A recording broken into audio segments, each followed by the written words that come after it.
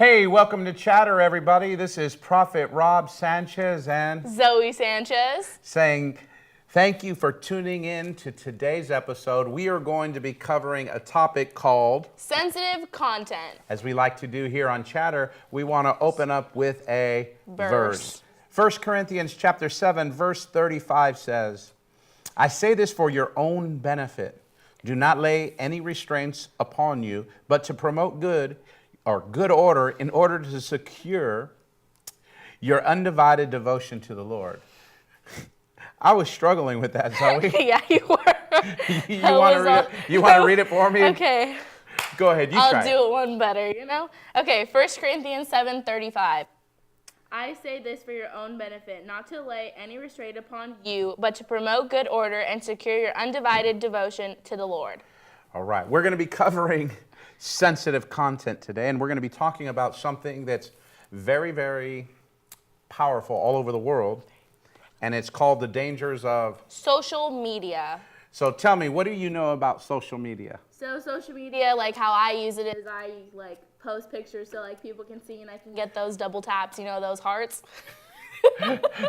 So you're looking for all the love from all the wrong places? No. So social media,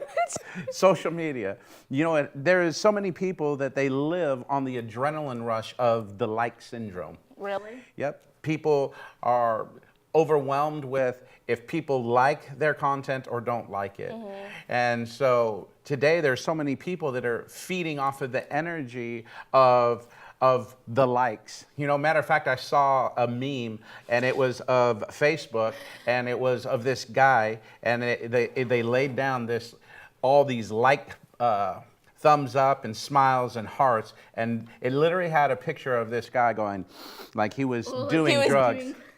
What they were saying, though, is it's like social media is a drug. It is, and it makes people high. There's so many people that live on the likes of what social media is declaring, but the truth is, how real is it? It's not real at all. Like what I said earlier, I was making a joke, but I feel annoying when I post too much. I'm like, oh, I can't post this because I posted 3 weeks ago, so I just do whenever. So I don't know how people get addicted to it. I think that's kind of crazy.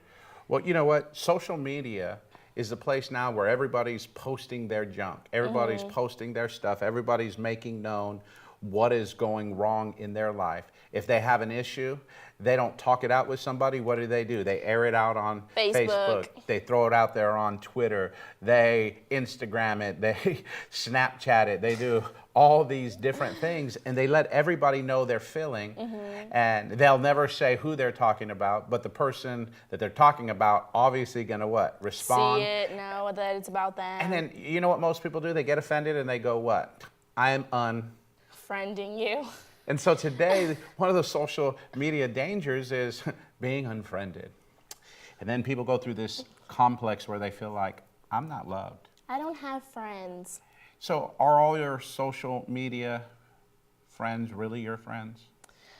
No, well, yeah, no. I feel like it depends. Yeah, no. No, because not everybody who I follow is my friend, but I know who they are, know of them. You have 2,000 plus friends. I literally don't. I have I don't even have 1,000 followers. Is that what you're talking about? I guess. I don't have 2,000 friends, Dad. I have 5,000. Okay. But out of the 5,000, there are people that I've seen, people maybe I've ministered to, or people that have heard me at different churches that I spoke at, and I'm a friend or a brother in the Lord, but not everybody on my Facebook do I know personally. I may have had an encounter, I may have prophesied, I may have ministered to them. But, I don't put sensitive content on my internet. I don't put junk or trash or feelings or frustrations. My whole purpose for social media is to do one thing, and it's to propagate the gospel of Jesus and let people know how he cares. What's our tagline? Life is very good. And so if you're going to be someone that's on social media, you can air out your garbage. You can make social media kind of the tabloid TV of the 80s and 90s. Or what you can do is become a voice and begin to transition people. So why do we do Chatter? So we do Chatter to speak to people my age, like youth, high schoolers, middle schoolers, and to adults to let them know, like, give them information to help us teenagers. That's why we started Chatter. Yeah. And so let's talk about how many people you think we've reached. How many people you think we've touched? Well, like, I already know because you tell me every time. So when we normally do Chatter, you says like it gets like about 1,000 views. So I already know like those 1,000 people watching it or who viewed it saw it. So it touched them, it reached them. And then like it depends if it's like a parent with their child. So it can be like much more. So it just grows. So I don't know how many exactly, but like. I would say over the last 3 years, can you believe it? Oh my goodness. I'm so proud of you. Give me 5. For the last 3 years, we have been doing this, reaching people, touching and changing lives. You know, many times people will tell me, you know what, I'm so glad you guys do Chatter. It blesses us, it strengthens us, it helps us. You know, and one of the things that we want to talk about, if we can for a few moments, is how the mobile society is changing and how it's changing the dynamics of children.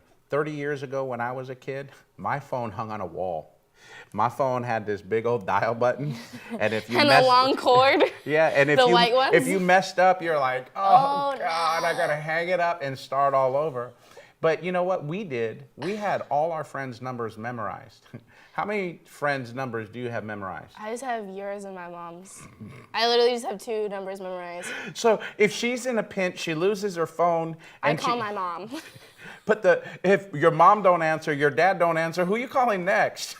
I guess I'm calling mom again.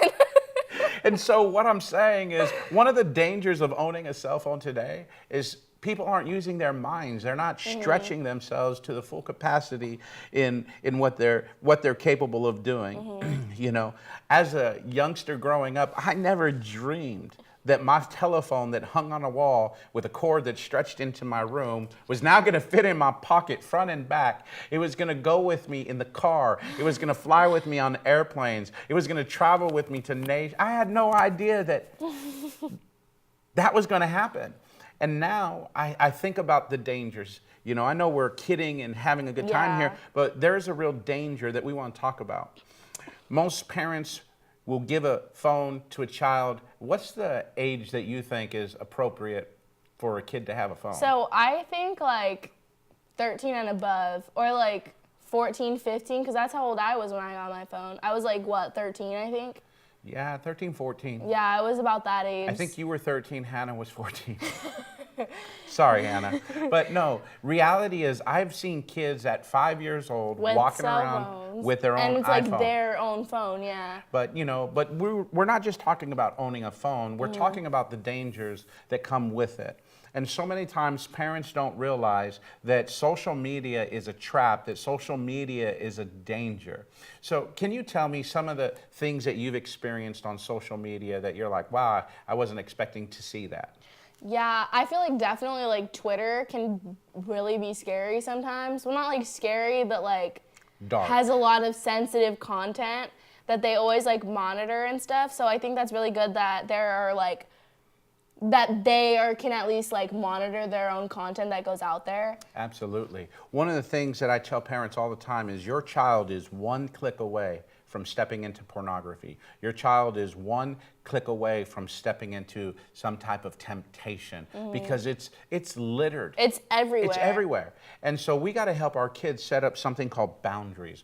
You know, as parents, I just want to challenge you. It's okay to sweep through your children's phones, you know, because it's not technically your child's phone if they don't pay for it. It's your phone because you pay the bills, you know? hallelujah. Oh, hold on, I'm feeling the power. Oh my God. And so what I'm saying is this. Parents, don't be afraid to say, hey, it's time for me to sweep your phone. I You know, need but back kids for are so notes. smart. You know what they do? They delete everything. They delete everything. You deleted You know my what I notes. realized? There was times where Zoe had her phone lost, or we were challenging her to be off of social media. And I remember we were like, you need to delete that app. And what did you do? On the just phone, delete it. she deletes it. Beep. We didn't realize, guess where it goes? Whoop, up in the cloud. And you know what she does? She's like, hey girl, let me use your phone. Whoop.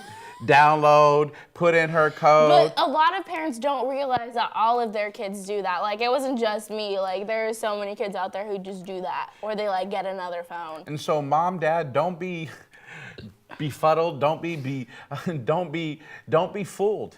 Your kid might tell you, "Oh, I deleted it. I don't do anything." What's the other thing kids do? They put up what's called a burner account. So they'll put up the social media account. Like a private account? They'll put up that one for mom and dad to see, and mom and dad is And then liked a private it. one? And then a private one with a code name. Bro, that's a lot of work. And so many people do it though. Why do kids do that? Well, because, I feel like one, to hide it from their parents, and two, to hide it from like other people seeing it. Like, they don't want, like, they're like, oh, I only want like a select few people to see it. So let me ask you a question.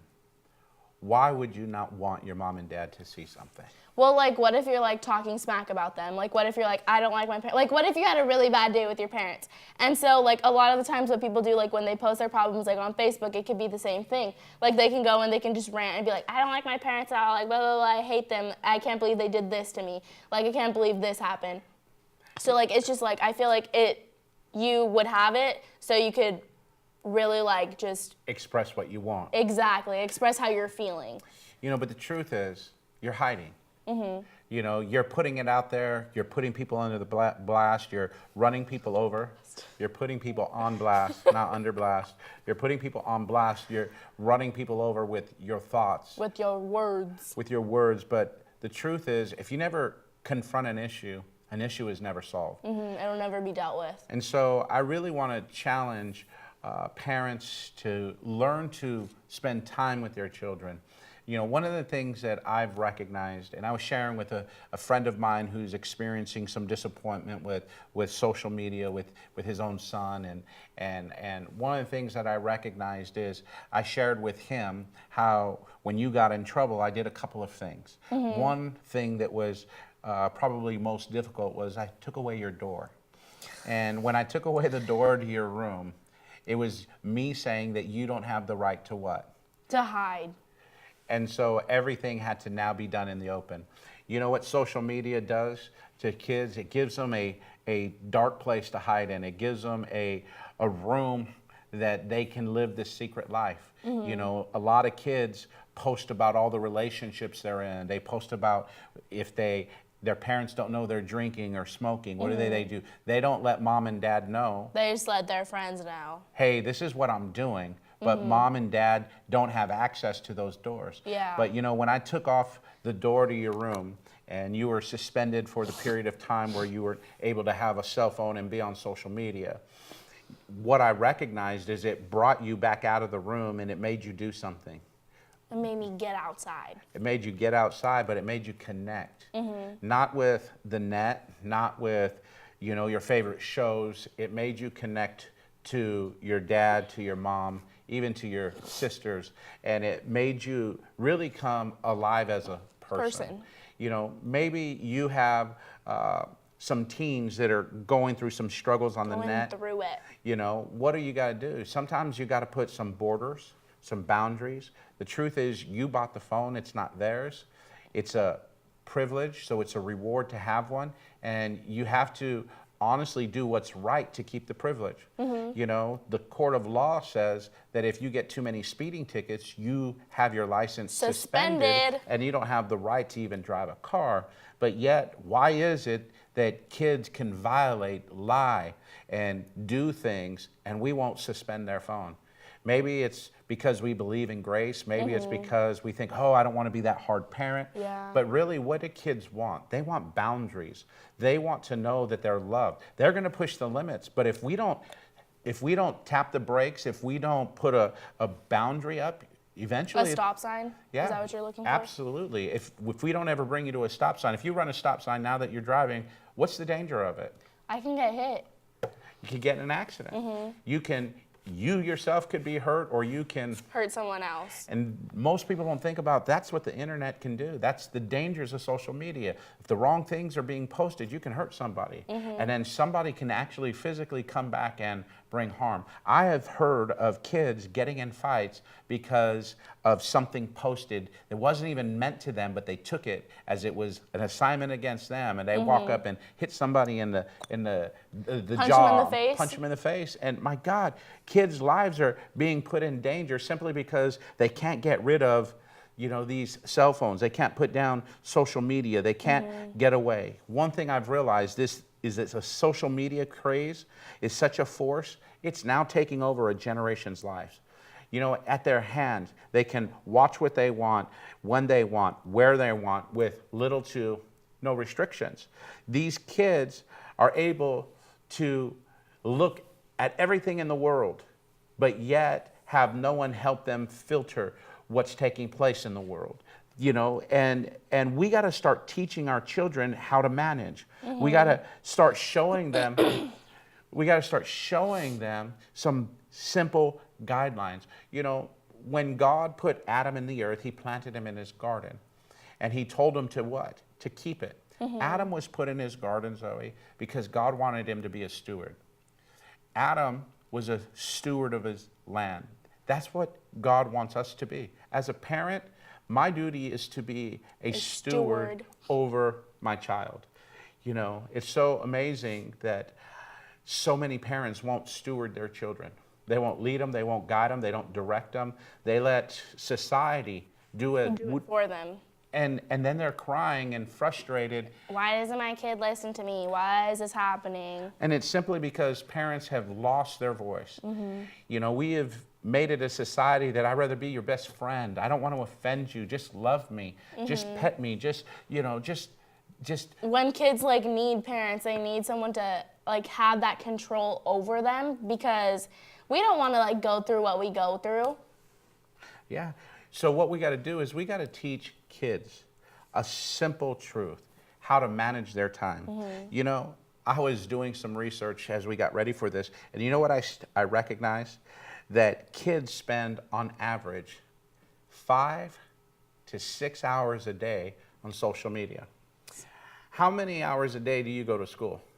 I have a reduced day, so I personally don't have a first period, so I sleep in a little bit, and then I get out 8th period. I don't have an 8th period, but my mom makes me stay after school, so I just sit in a class and work on homework.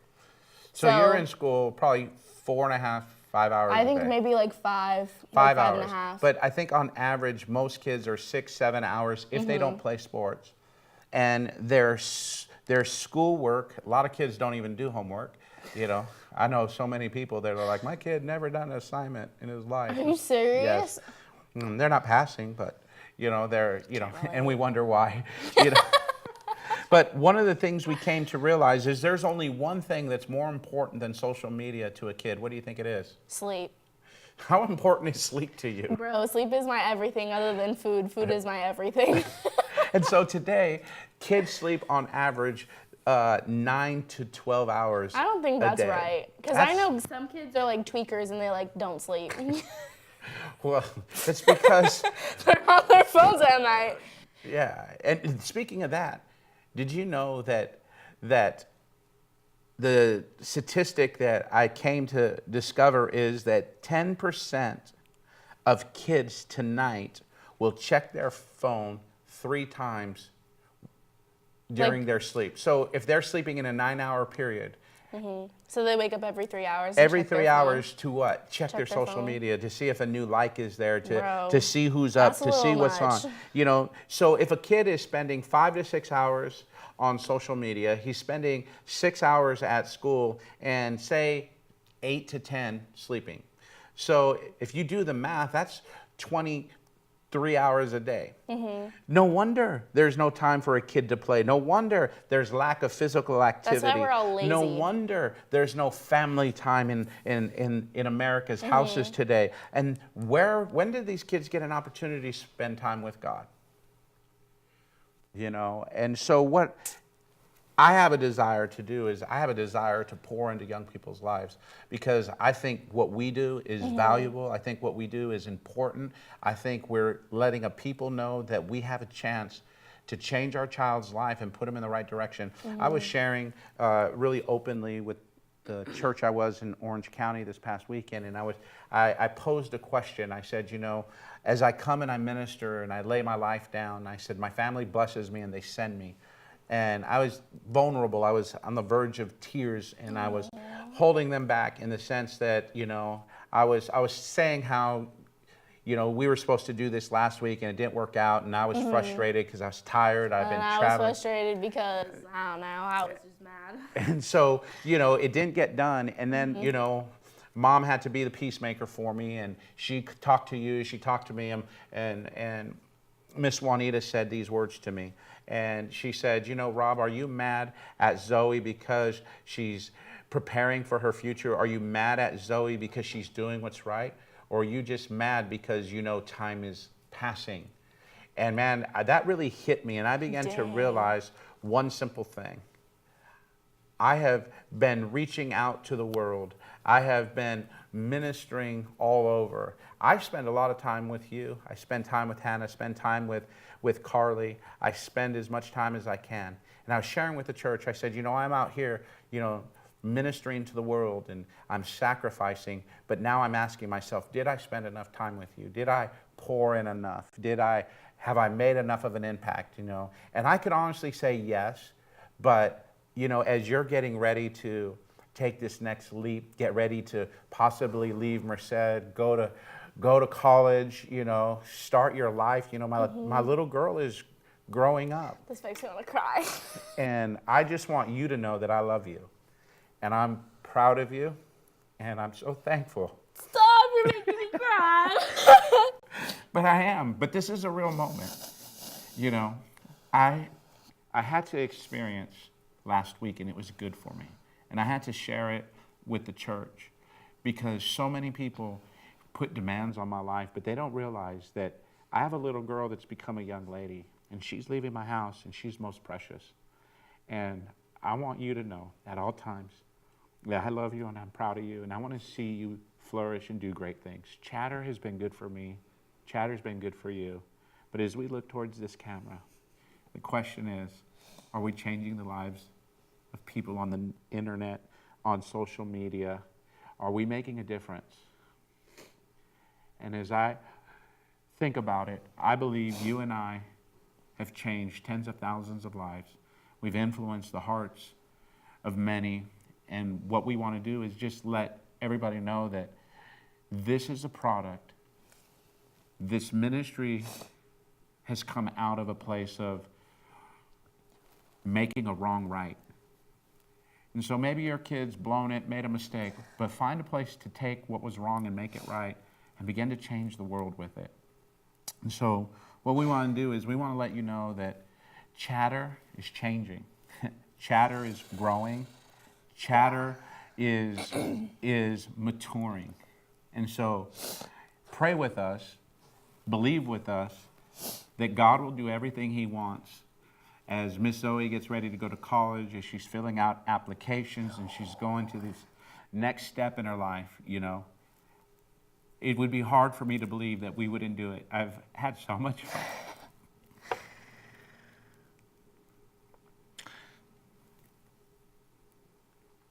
And if there's a day we don't do it, I'll never forget it. The times we've done it. I'll be able to look back and say, God, that touched my life. I don't know where this came from, but the social media. Because you got all sad. You know, I'll tell you what. We took what social media did as a danger, and you know what we did, Zoe? We turned it into something amazing. Absolutely. And so what we want to do is we want to let you know that you can turn a tragedy into a testimony. You can turn a pitfall into a glorious moment. You can truly make something beautiful. Turn lemon into lemonades and transform lives. But the only way you're going to do it is learn to get your child to get off social media and spend time with you. And I think this has been some of the greatest times that I've ever had, is just sitting here talking with you, being real, and sharing our lives with others so worlds can be changed. So anyways, what we're going to do is we're going to get ready to conclude. I think that's really it now. Yeah, I think we're all messed up. We're all, woo. Well, I'll tell you what. I have to go home and study. Yeah, there's a lot of things we need to do, but one Yeah. thing we want you to know. We love you, we appreciate you, and thank you for tuning into Chatter. Could we say it like this? If Chatter has blessed you, if Chatter has encouraged you, please inbox us, let us know. Yeah. Let Miss Zoe know how she's made a difference in your life. But also, we're asking you to hit the like button, hit the subscribe button. But do us a favor, please put Chatter out there. When's the last time you saw a father-daughter get real And cry. and have a moment to make a difference? So let's look right there. We want to say thank you for tuning into Chatter. Real talk For real people. that are facing Real life issues. life is not good. It's very good. We'll see you next time.